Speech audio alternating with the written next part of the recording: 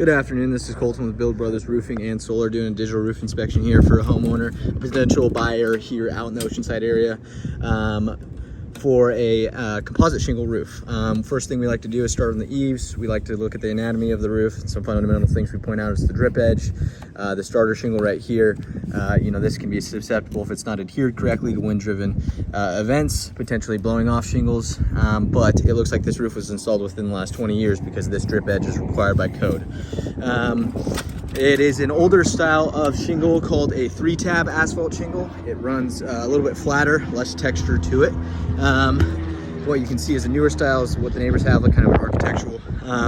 Very simple roof, 2 roof planes. Not a lot of valleys or sensitive areas per se, but penetrations are always sensitive areas. We can see the exhaust ventilation right there, sewer tubes, T-tops, veradic vents, heat vent for stove, kitchen.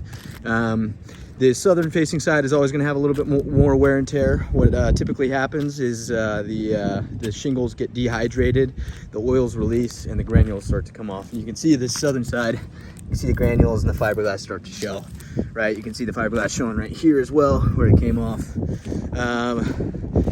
Definitely more wear and tear on the southern facing side where you get a little bit more sun exposure. What happens is you can see right here where basically the shingles start to dehydrate, kind of fall apart, and you can see them kind of fall apart. What we're really concerned ourselves with on roofs like this is exposed nails on the edge of the roof right here. You can see an exposed nail right here, additionally right here too. This is a way that water can easily get underneath the shingles. It appears to be 1 layer on this roof. Building code says that we can add a second additional layer on top if we would like. But yeah, the penetrations and everything like that are beginning to crack a little bit around these, so resealing these would be a recommendation. The wood decking underneath feels in good condition. I haven't really felt anything that's concerning with damaged plywood or anything like that.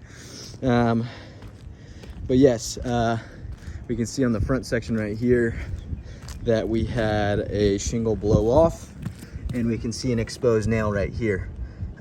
So some concerns, right? I would say this roof is about 10 to 12 years old, I would say. It appears to be 1 layer. I'm going to verify if we can add a second layer. It's credible for a tune-up or an overlay or a tear-off, just to be proactive. But typically shingle roofs last, 20 years with the 3-tab style. So we will go ahead and provide this report to the homeowner. Thank you.